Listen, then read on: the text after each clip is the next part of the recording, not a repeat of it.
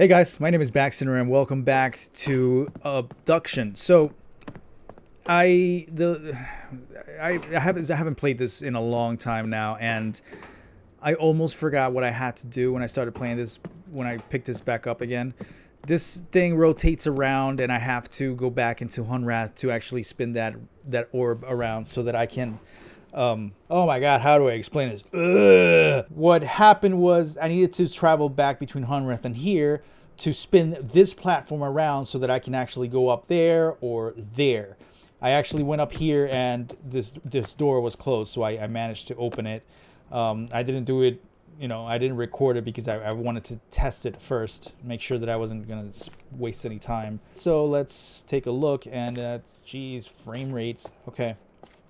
So we're back here now. Okay, all right, fine. So this takes us back to this location here. All right. Well, this is progress, I guess. I mean, I've been here already, but opening a shortcut there is actually helpful. This will allow me to... what exactly? I think this will allow me to actually come through there. Yes. Okay, so now I have to warp this again. Wait. I think I have to warp back out. Now that door's open, it's a shortcut, so I can warp out again to Hunrath, which brings this platform that I'm on right now back to Hunrath and brings the giant stone sphere back over to that place that I just left. And that giant stone sphere actually has two stairways, so if everything's well, that sphere with the two stairways is actually now back where I came from, and not here. Hopefully the stone sphere is now in that other world and it's actually placed correctly in a way where, it'll... I hope so. I really hope so. Otherwise I'm going to have to do this a dozen more times. Okay. Let's activate this.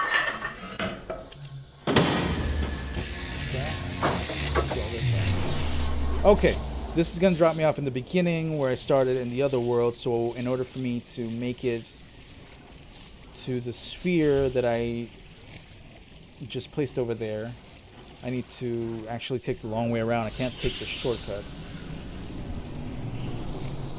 So I can't take this shortcut here up. I have to actually go the long way around. So now we got to go on the side of this, right? Yes. Yes. I have to go this way, go up the stairs here. Don't mind the noise.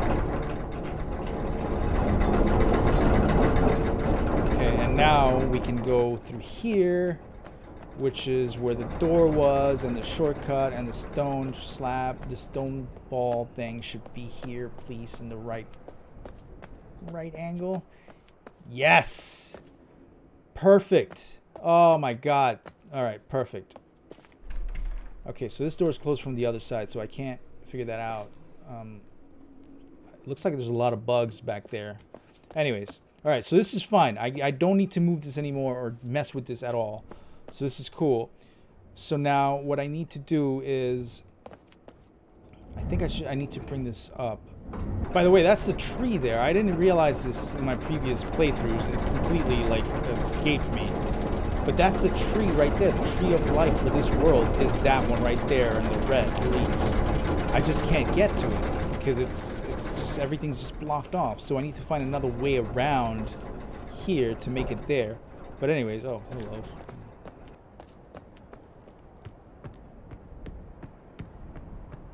Also, this looks like it's another sphere for another world, and once I find the warp on that whatever world that is, and once I find the warp point, I could probably warp back here, and this will replace whatever is on that world. So I can't explain it precisely. Like, it's so difficult for me to explain how this whole traveling between worlds mechanic works.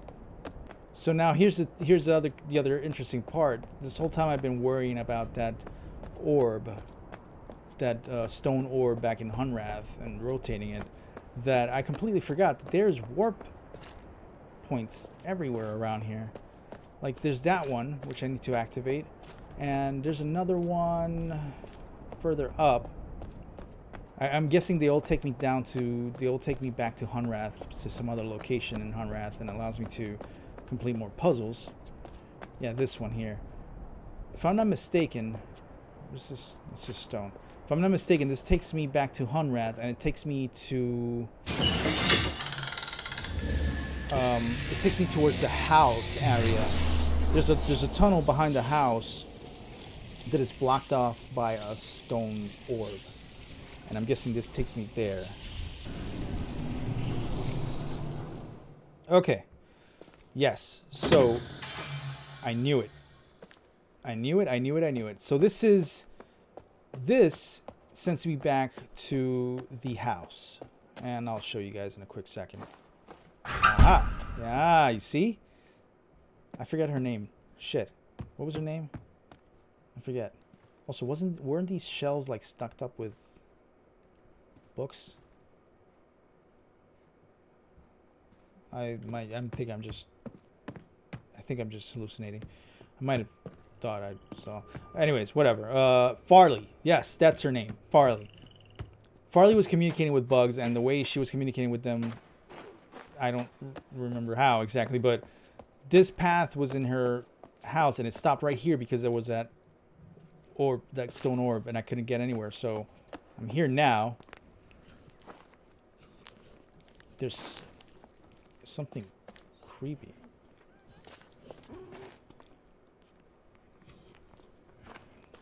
There's like something scurrying inside. Are these eggs? These must be eggs. Yeah, it must be eggs. Awry larval notes. Okay, the awry. All right. So, if I'm not mistaken, then that other world is probably the awry world, because I see all those bugs all over the place, but I don't know if they really are from there, or if like here, like in this place, because they ended up here as well in Hunrath, and when they weren't, and it's because she was warping them around, and I don't know. It's all very confusing. I'm just gonna keep on exploring. Awry larval notes by something Farley. Takes about 3 to 5 days for single awry larvae to change colors after being moved to a new surface. Pulsing stops immediately upon removal from Captar, induced by polyarchs. Cloning has been extremely easy, like potatoes easy. Organics, plant fiber, bone, awry encrustment, metals, blah blah blah. Tech, Mofin tech, stone. To do. I'm curious about the effect of combining various base surface. Still a bit odd experimenting with the life forms. The light they emit is handy given our limited supply of diesel fuel. Okay. Anything else around here? So they change color depending on their surface or location. Like they're blue here, but on this bar, on top of this metal bar, they were gold, and on top of these, they're purple. I don't know. Those are the bugs right there. She must have been a really good painter then. Back reward item. Back reward item. These are all back rewards. Okay, well, none of this affects me in some way. More paintings done by Farley. Something still moving and crawling.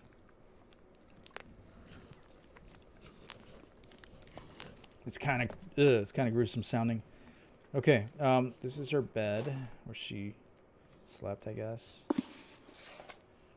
Okay. The Vileen, I can't find the words. It's such a foreign life cycle, or perhaps not. They launch themselves across the expansive space, reserved for eons, until at last their technological arcs can hone in and carry them to a new home. They have no connection with their predecessors, but in spite of this, perhaps because of this, they have an amazing recollections of their history. Their stories are epic, reaching back through the eons. Unlike many of us who were abducted, they were abducted as a whole. Their scoop moved an entire facility that was about to be annihilated. I have come to believe that they, perhaps more than any of us, have a deeper understanding of whatever this strange system is that we find ourselves in. Okay, and then we fast forward several days later. A lot of days later. I need to write this down. We buried Ji Eun today. This place never really agreed with her, kept to herself mostly, depressed and downcast. Anyway, I digress. I stayed after the brief words were spoken. I was the last to leave. I wandered to the dome, as I often do, and looked out at the undulating saurian weirdness beyond the cell wall. Movement caught my eye. Now, on very rare occasions, we've seen Mofang scrambling about in the distance, but there have been fewer and fewer sightings over the years. But before me was a tall, haggard Mofang running desperately, almost directly towards me from one of the distant structures. It, I still can't tell the gender, got closer and closer. I thought it would see me and stop, or turn around, or be curious about the strange dome and our world inside it. But it continued running quickly, almost directly to my position. I was frozen in place with curiosity until my reflexes took over at the last moment, and I leapt out of the way. But rather than hit the dome and fall backwards, or come through into Hunrath, the dome flashed its familiar tone, and the Mofang vanished. I was stunned for a bit, but I retrieved my wits and stepped into the dome myself, to quickly get to the other side. After getting through, I immediately turned around and saw the Mofang outside on the other side of the dome, still running away from whatever it feared, but as if it had no sense of passing through the dome. As surprising as the event was, it did serve to settle a few things in my mind. I always wondered how no one on Earth noticed what had replaced this chunk of Arizona we have here. Huh, that's interesting. Yeah, so if this little town from Arizona disappeared, then something replaced it from this land over there. So, and something big, because this town was pretty big. That's weird. I've got to vent again. There are those who argue with me. Over and over, I demonstrate that almost every case, whatever the process was that brought us here, it occurred at a pivotal moment. They tell their stories, and they still can't admit that the abduction actually saved each of us, all of us. What is it in human nature that grasps so strongly to the past that we blame our saviors for stealing it from us? Okay, just one more event before bed. If each of us was individually saved from something, then maybe all of us were corporately saved from something larger. Can we really be sure what's left? And this, the arrivers come from various places and times.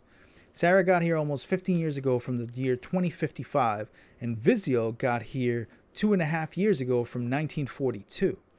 What does that mean? Time here is shuffled and chaotic compared to Earth. What state is Earth in right now? When is Earth right now? And then fast forward in time. This is another journal entry.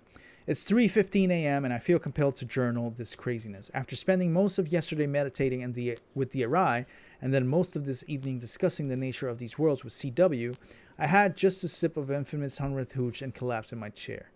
Well, I just awoke from a dream. I'm not one who puts a lot of credibility in dreams, but maybe the Arai were able to move something in me to understand, or possibly, because of the intense discussion, my subconscious mind was triggered to be able to sort out some logical connections.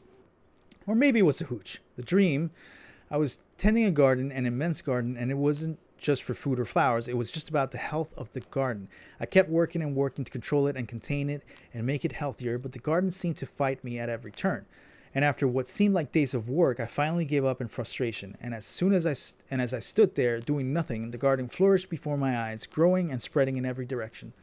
Because, I realized, the system that the plants were based on was not about me shaping and controlling. The natural system of plants is healthier when they are out of control, when they are free to spread and intermingle and cross-pollinate and mutate. Now, from a human point of view, that may not provide what I want. I get smaller fruit and smaller flowers and untidiness, but from the point of view of the plants, they grow stronger and much more resilient and resistant. The more they are scattered, the higher their odds of surviving. And now that I contemplate, I realize that even the individual plant seeds may not appreciate the benefit of what's happening. They are torn far from their origins, forced into situations that seem extreme, possibly even destroyed by these new environments. But for the seeds that survived, the seeds that survive. Now that's where the real growth, strength, and abundance comes from. It's so beautiful and terrifying. Beyond the beauty of it all is a system and structure that defies understanding. Okay, what if this is all a natural process? There are signs of something behind it all, but well-hidden signs. So, well, if I look at all this, the cell, the tree, the water, the seeds, the hub, the health, even the abductions, well, there seems to be a grand system or plan. The plan doesn't take me into account. It is unemotionally intent on the health of something much bigger. That may hurt my feelings, but, well, What am I in the entire scheme of the universe? I have no idea what, if anything, might have put this process into motion, but that is irrelevant. Tomorrow I will talk to CW. He could be swayed from his battery plan. Battery plan. So, his battery. I still have to fix his battery too, connect it somehow. I really don't journal much. Came to write this down because I am distraught. As I contemplate the plan that I have set in motion, I realize that I have become the destroyer of worlds. I sat down to write to seek some cathartic tranquilization, and I realized the last thing I journaled was some esoterically beautiful philosophy about letting this garden grow, not so reaffirming or calming. But nevertheless, here is my reasoning, because I must write this down. Simply, it's us or them. Complexly, if this is some kind of garden and we're the plants or seeds or whatever, well, some of us have gotten together and decided that we're the better choice to survive. If the others have unilaterally decided that we all won't survive, I am more fit, damn it. This is not me. I want to be calm and garden and ungarden or grow or... What gives one species the right to destroy another species? Who gets to choose? Do I just lay down and die because more aggressive species thinks they're better, more powerful? What brutal scale do I use to measure the good of some against the life of others? Does love ever destroy? In order to help more survive, to help love itself to survive. Does that even make sense? Can I kill because I think it will bring about more love? What if I'm not even capable of understanding the situation of hate versus love? Maybe I am the hater. Do I generate this love delusion to help me maintain my sanity in light of the choice I have made? My God, it's too much. If these are just my walls of delusion, then I choose to live within them. I am a seed scattered by the wind. But I will not simply be trampled. I will kick and scream and survive. May God have mercy on my soul. Whoa, she was kind of losing her shit there at the end. I mean, it's kind of rough. Imagine being put yourself in a situation in a whole entirely new world that you've never heard or seen of before, and suddenly you have to make do with what you are given and try to survive or make it out. It's a little complicated, a little bit crazy. There's a bit of story there, which is interesting. It's good to know a little bit more Farley and how she was thinking before they all decided to disappear. I'm not gonna use this warp point. I'm gonna go back to the other world from the junkyard again, and I'm gonna repeat the same process again. As annoying as it is to have to walk all this distance. This is what I mean by this game, that I love this game, but the constant walking back and forth for long distances is just numbing. This game is fun. I love this game. But holy cow, does it make me yawn sometimes just traveling between one place to another while I try to figure out puzzles. There's also a path behind this, over there, right there, that tunnel on the other side of the river. I still don't know how to get over there. I'm pretty sure there's probably a warp point somewhere in that other world. So we're about to do the same thing all over again, which is to go back around, and instead of accessing the portal that I came through the last time, I'm going to activate the other portal that was upstairs and see where that takes me. Alright, let's see where this takes us. I have no idea where this is going to take me. If I had to guess... If I had to guess, this portal is going to take me to a whole new world.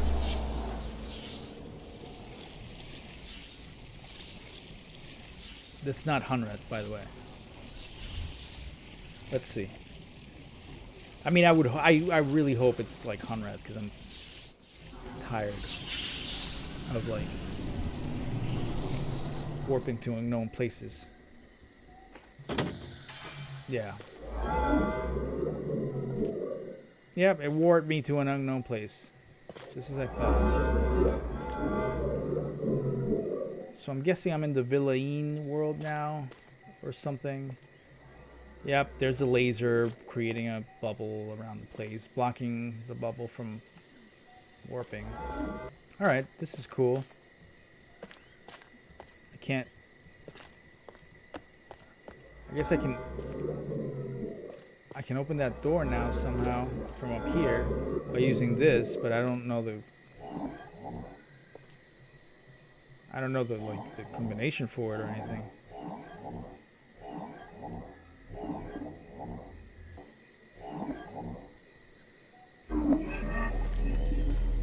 Oh, hey. Alright, so I opened that door now, so this is in a whole new world now. There's a map right there, too. But I'm going to leave that for the next episode, because this is a whole new ball game, and I don't know if I even want to come here yet, because now I have puzzles stretching out through 3 different worlds, and that's my brain, man. Anyways, it's going to be fun anyways. I really enjoy playing this game, and I can't wait to see what's on that side, and to remove that laser from blocking the paths around here. And I also want to know where the hell this world is that I see blue skies beyond the bubble. I wonder if this is Arizona or whatever. Arizona as in like this is the bubble that's in Arizona right now or something. Maybe, I don't know. Who knows? Whatever. Anyways, thank you guys so much for watching and listening to my ramblings. If you like this video, please like, comment, subscribe, tell your friends, and I'll see you in the next one. Bye-bye.